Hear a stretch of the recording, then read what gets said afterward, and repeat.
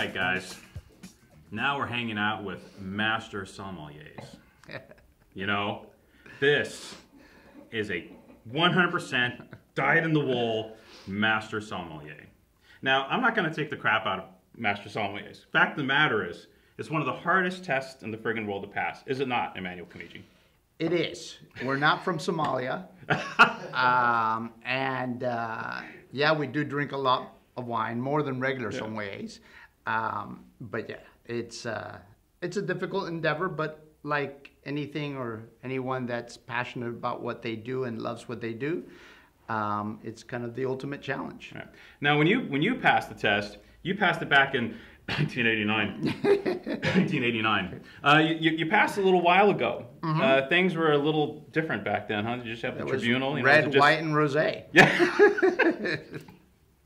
I mean, is it different now? Like this whole process, like, you know, a lot of people, of course, saw the movie and this had to deal. But like when you went through the process, is it about the same as what happens nowadays, from what you know, or is it? Well, well, the world was different. You know, back then, Austria, Argentina, Chile, none of these places were on the wine map. A lot of regions. Well, you know, I make wine in Priorat and Montsant. Yeah. I didn't even know where Priorat and Montsant was back then. So in that sense, now the test encompasses a lot more countries. Mm-hmm.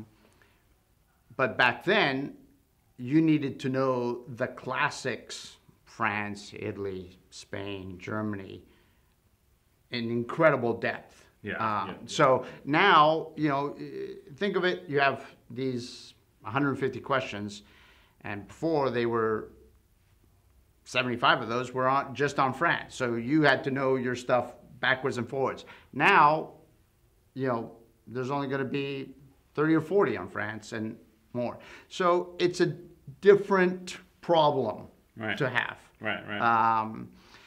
Obviously, one of the challenges, I think, more than anything, is in wine tasting. Because before, I think wine styles used to be more defined. So Barolo was made one way, and that was it, and it was unique. Well, now guys are making Barolo in a bunch of different ways. More forward, more fruit, and, you know, more New World-ish. You know, Bordeaux changed tremendously, you know, with the 82 vintage, but those wines really came out in 86, and we started seeing a whole new direction.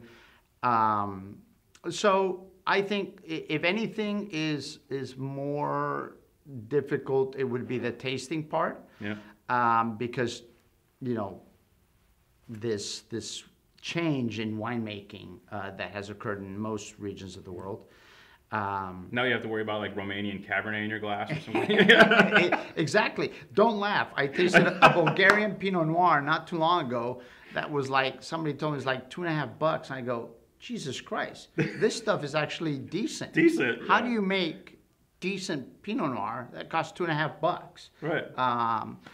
So, and that's the kind of thing that exists now, which is what makes this world so exciting, because there's always somebody or some new country coming on board that you know, keeps making compelling products. Exactly.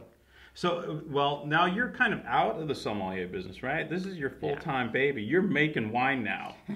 So, Yes. So any reason for the transition? The wine bug just bit you with regards to crafting wine and. Well, at first it just ended up being.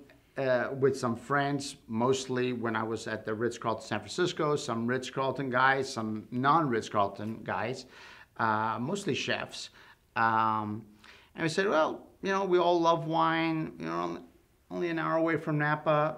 Let's get our hands dirty and experience it firsthand as a learning experience more than anything. But, you know, that turned into a new challenge for me. And I did catch the bug, and it's really interesting because obviously as a sommelier, you get to taste this very, very wide palette of wines. And And so kind of applying everything you've learned through all those years, through all the meetings with all those producers and visiting all those regions, and how that affects what you think is the way wine should be made. And it just became a whole new challenge. So how did you, because you're like me, you're at some point you're probably tasting like 3,000-4,000 wines a year and doing all this stuff and da-da-da-da-da-da. How do you apply that towards for example, this is your Miura label. Pinot Noirs, California, lots of single vineyard stuff, but a brilliant straight Monterey County bottling that obviously your blending skills and experience has something to do with. How do you apply what you learn towards these wines with regards to? Well, I think so. Philosophically, and now we're talking about Pinot Noir, I think most sommeliers, doesn't come as a big shock that we're huge Burgundy fanatics. And even though I went to Davis, a much more modeled after the way wine is made in Burgundy, more non-interventionist, kind of the idea to capture what I think is a special site and bring it to the bottle. Yes, wine passes through our hands, but I don't want much of an imprint on it. I want it to talk about a place. Right. I don't want somebody to pick up this glass and say, it's a Kemiji and Kasugi, Byron Kasugi, my winemaker. If somebody says that, even if they really like it, we failed. I want somebody to pick up this glass and say, wow, that tastes like pretty good Pinot Noir from Monterey. Yeah. And if they don't happen to like it, I hope it's because they don't happen to like Monterey Pinot Noir. Right. And that's what makes the world go round, right? Right. Everybody has, as a sommelier, you learn that quickly, to respect different people's choices and opinions. So that, when we're talking about California, I don't want to make Burgundy. If I want to do that, I go to Burgundy and do a much better job, right? So California has this intensity and concentration in the fruit that is unique to California. I want to capture that, but then I want to bring that finesse and elegance and balance that great Burgundy has, because above all, as a sommelier, it is all about having it with food. Yeah. And with food, wine has to have structure, has to have acidity. And if it gets too ripe and too big and too concentrated, it loses that acidity, and then it just becomes flat. Yeah. So for me, it's always plus. When wines are too big and too intense, hey, they're interesting to smell, and you have a sip, and you say, wow, that's interesting. Now I'm going to take a nap. Now let me have something I can drink. Right. And I like drinking, so I like having more than a sip or half a glass. Well, I can drink a lot of this. You did an awesome job of blending on this Monterey County 2009 Pinot Noir. Thank you. You have the richness, but you have the brightness of the area. So how did you do that? Well, and it was actually a little bit of an accident, because originally, when we made this wine, it came from a vineyard called the Mission Ranch in the southern part of Monterey, about a half mile away from the best known vineyard, maybe in California, Pinot vineyard in California, Pisoni. That area is warmer, so the wine tends to have more body, more fleshness, more fruit. And that's how we originally made it in 2008 when we first made this wine. In 2009, we were set to do the same thing, but last minute, I get a call from Robert Salacci, or Saxi to his friends.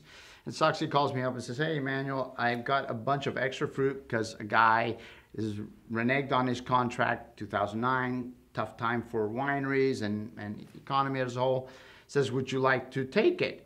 And I said, well, let me think about it. We had already made our single vineyard bottling from Salacci from a very special block. But this fruit was still very high quality. And what interested me the most was it's the coolest spot in Monterey. It's the one closest to Monterey Bay, and hence the coldest air passes through. And cool climate, so higher acidity, more fragrant. And so I talked with Byron, and we decided, hey, we thought that in this instance, it could make a better wine. And so this wine's about 25% Solange, and it gives it that structure, that lift that prevents it from becoming flabby, and aromatically, it's more interesting. Yeah. It's more layered. Yeah, the wine's got that boing, you know, Yeah. it pops more so than the, yeah. More so than if it would have only been from the Mission Ranch. Right. We try to make wines for us. I try to make wine that I like and that I believe in, so that you feel pretty strong about when you set it on the table.